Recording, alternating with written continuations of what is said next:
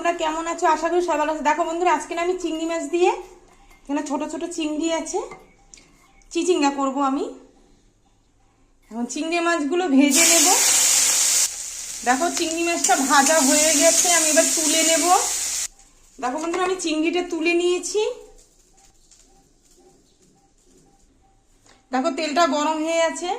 এবার দেখো দুটো শুকনো লঙ্কা, তেজপাতা, কালো জিরে। দেখো এবারে দেবো পেঁয়াজ আর কাঁচা লঙ্কা। এটা একটু ভাজা ভাজা হয়ে গেলে চিচিঙ্গাগুলো দিয়ে দেব।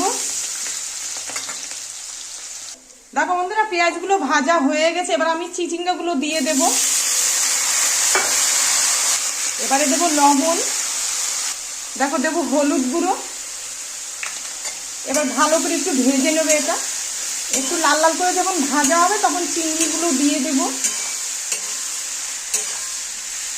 আচ্ছা তাহলে তোমরা দেখতে থাকো।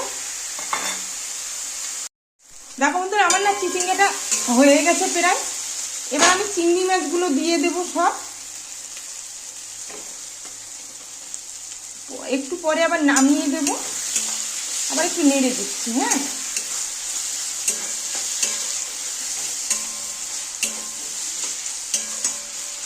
দেখো আরেকটু হলে নামিয়ে দেবো। হ্যাঁ, দেখো বন্ধুরা, আমার না চিচিঙ্গাটা হয়ে গেছে। এবার আমি নামিয়ে দেবো। হ্যাঁ, খুব সুন্দরভাবে গলে গেছে।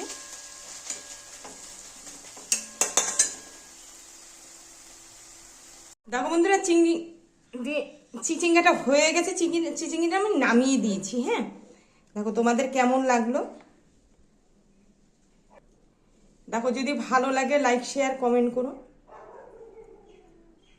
চ্যানেলটাকে সাবস্ক্রাইব করো। আর তোমরাও সবাই ভালো থেকো।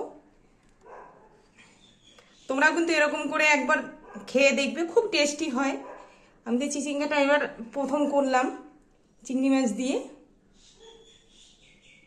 অনেকে দেখো অনেকে পেঁয়াজ দেয় না, আমি তো পেঁয়াজটা দিয়েছি, অল্পই ছোটই একটা পেঁয়াজ দিয়ে দিয়েছি।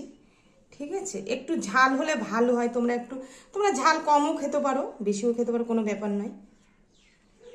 ঠিক আছে, আচ্ছা তাহলে রাখলাম, টাটা।